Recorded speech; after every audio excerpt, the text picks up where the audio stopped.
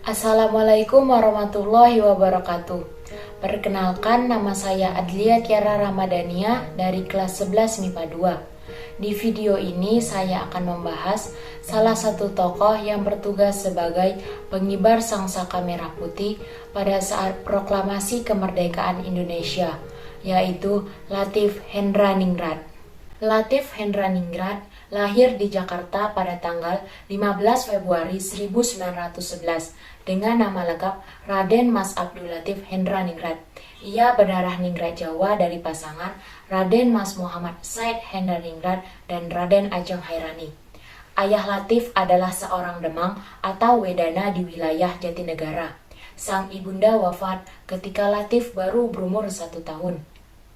Ayahnya menikah lagi dengan perempuan asal Garut. Latif kemudian mempunyai 3 adik tiri, yaitu Rukmini, Rukmito Hendraningrat, dan Siti Salamah. Latif masih berkerabat dekat dengan Ishak Djokro Hadisurjo, tokoh pergerakan yang turut mendirikan PNI bersama Soekarno. Pendidikan Latif Hendraningrat.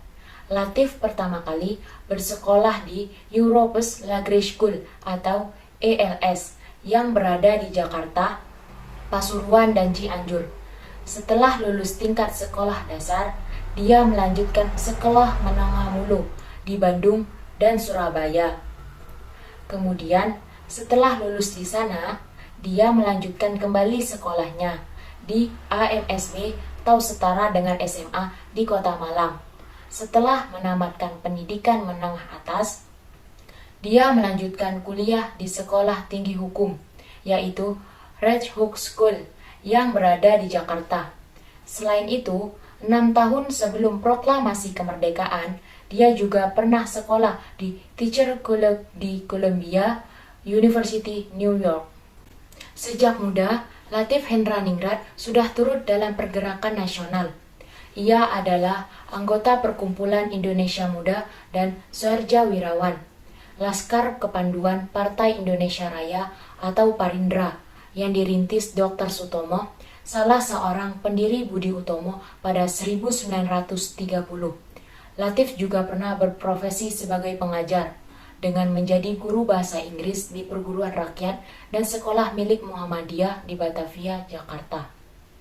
Pada 1939, Latif Hendraningrat memimpin rombongan kesenian ke Amerika Serikat untuk berpartisipasi dalam pameran New York World Fair.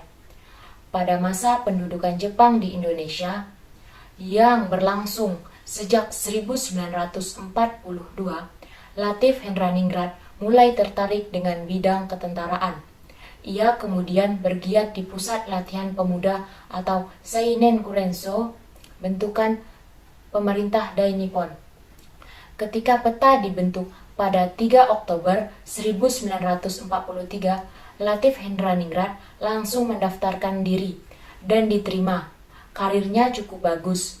Pangkat tertinggi Latif adalah Chu Dancho atau Komandan Kompi, 1 tingkat di bawah Dai Dancho atau Komandan Batalion, yang merupakan pangkat tertinggi untuk orang Indonesia di peta.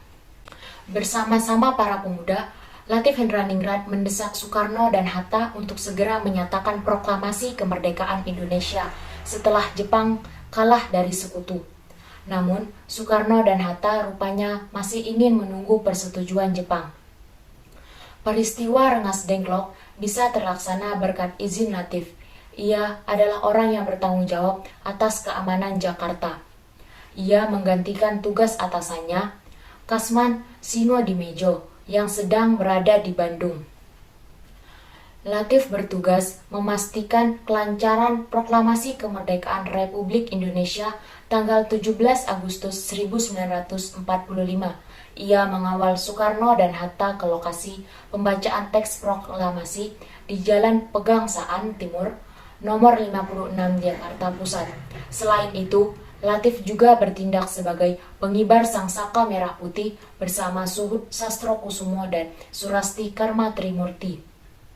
Selama masa revolusi fisik, seiring ingin berkuasanya kembali Belanda di Indonesia, Latif Hendraningrat terlibat dalam perang mempertahankan kemerdekaan.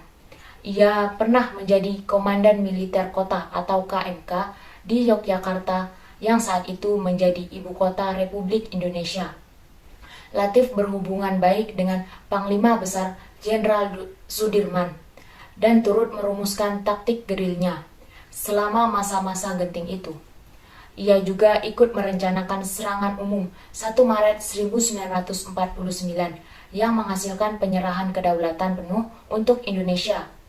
Setelah Indonesia benar-benar menjadi negara berdaulat, Latif Hendraningrat sempat melanjutkan karir di TNI Angkatan Darat.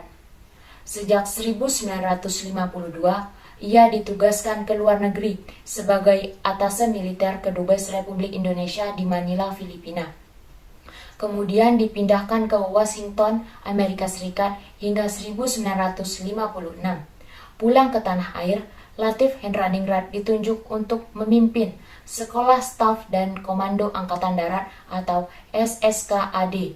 Sebelum pensiun dari militer, pada 1964 sampai 1965, ia sempat menjadi rektor pertama IKIP Jakarta atau sekarang Universitas Negeri Jakarta, yang sebelumnya bagian dari Universitas Indonesia. Terjadinya gerakan 30 September 1965 yang menjadi awal runtuhnya rezim Orde Lama. Pimpinan Soekarno juga menjadi akhir karir Latif Hendraningrat di kancah ketentaraan. Latif bahkan pernah ditahan tanpa sebab pada 1966 saat Soeharto mulai mengambil alih kekuasaan. Penahanan Latif berdasarkan surat perintah yang ditandatangani Maijen TNI Panggabean Deputi Pembina Menteri atau Panglima AD. Ia kemudian dibebaskan, juga tanpa penjelasan yang melegakan. Kian kuatnya pengaruh Soeharto semakin merontokkan karir militer Latif Hendraningrat. Boleh jadi karena ia dianggap sebagai loyalis Soekarno, Latif pun pensiun dari ketentaraan. Pada 1967, kemudian aktif di Yayasan Perguruan Rakyat dan Organisasi Indonesia Muda, juga berwira swasta untuk menyambung hidup. Latif Hendraningrat wafat di Jakarta pada tanggal 14 Maret 1983 dalam usia 72 tahun. Jenazahnya dikebumikan di Taman Makam Pahlawan Kalibata, Jakarta Selatan, dengan upacara militer. Sekian penjelasan saya dalam video ini. Saya akhiri. Wassalamualaikum warahmatullahi wabarakatuh.